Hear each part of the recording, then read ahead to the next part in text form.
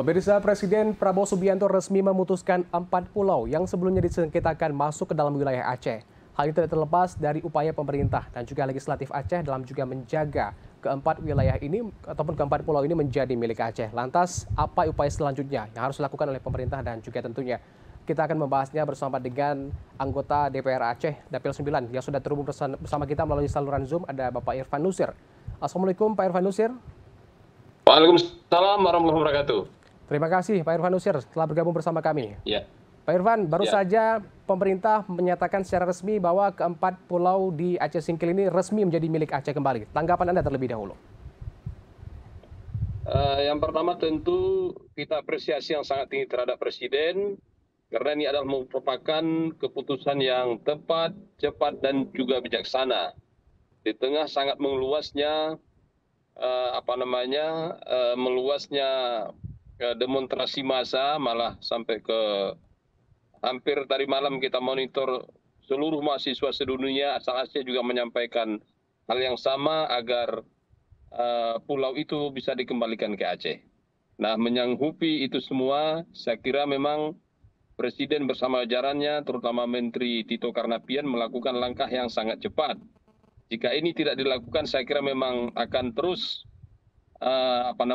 aksi-aksi massa akan terus meluas di seluruh Aceh dan juga di seluruh saya sampaikan di seluruh penjuru dunia. Kalau Indonesia sudah merupakan hal yang luar biasa, seluruh masyarakat Aceh bersatu semuanya memperjuangkan kembali agar 4 pulau itu kembali kepada kepangkuan Aceh. Ini adalah sesuatu yang luar biasa. Tidak salah seperti yang disampaikan oleh Profesor Human Hamid, pakar sosiologi, bahwa ini adalah aksi yang sangat luar biasa setelah damai antara pemerintah Aceh dan Republik Indonesia. Saya kira memang putusan Presiden Prabowo ini sangat tepat dan sangat perlu kita apresiasi, bahwa yang dia sampaikan selama ini, apapun yang diminta oleh Gubernur Mu'alim terhadap Aceh, pasti akan saya kabulkan.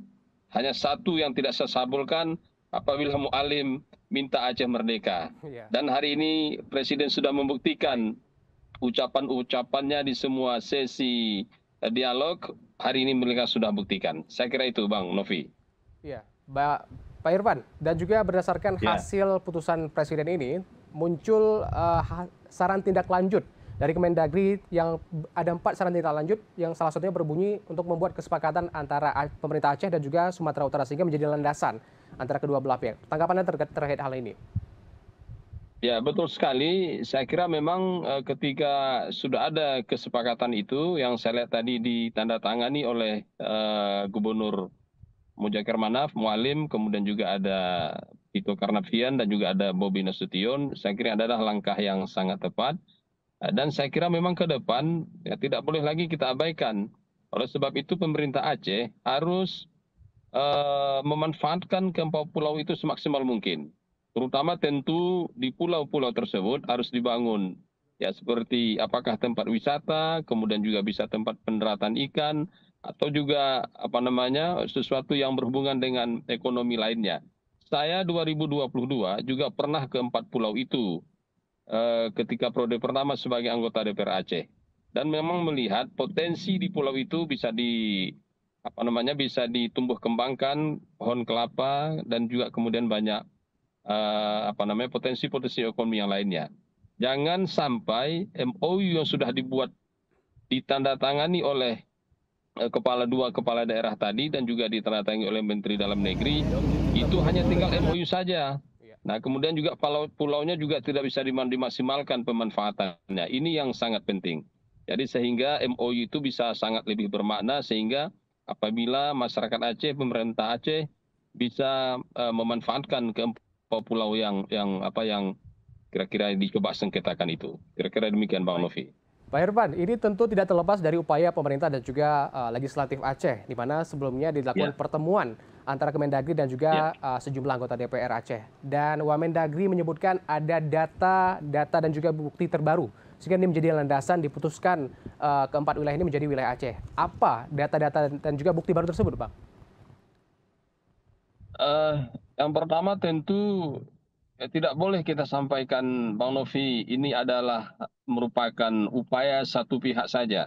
Saya kira ini adalah upaya seluruh lapisan masyarakat dan seluruh pihak-pihak yang terkait.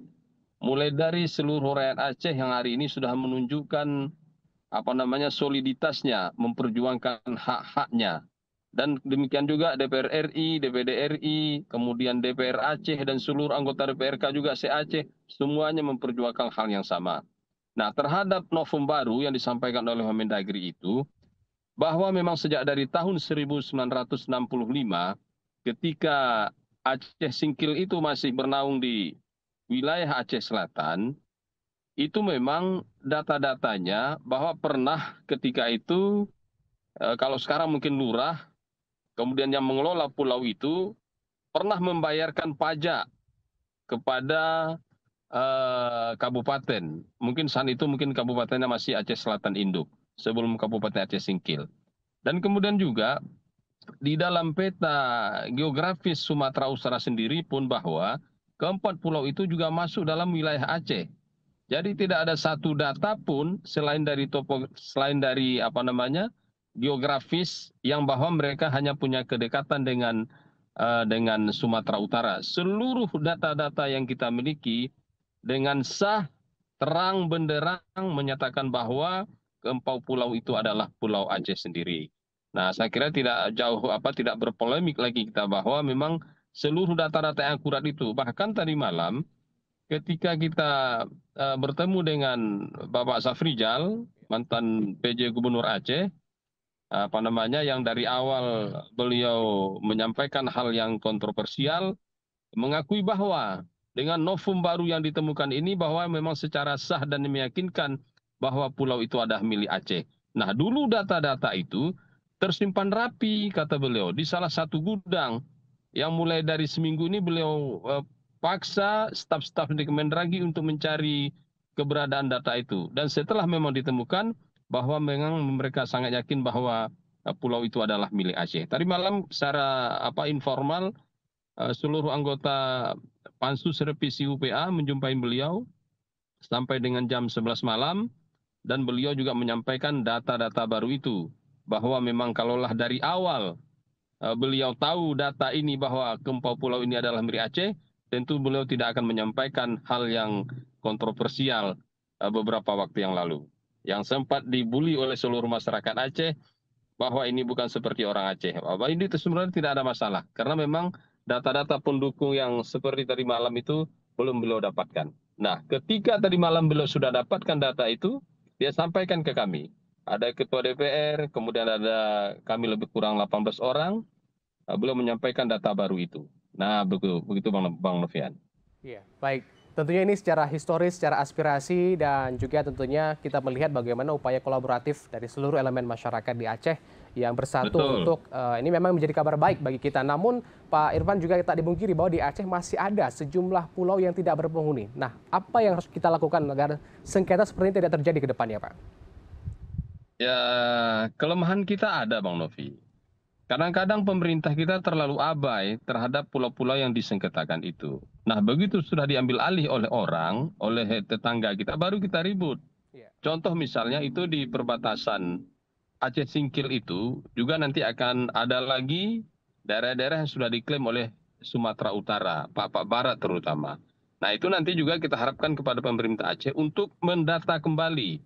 Nah, kebiasaan daerah-daerah yang berbatasan dengan daerah tetangga, itu biasanya memang kita saling klaim.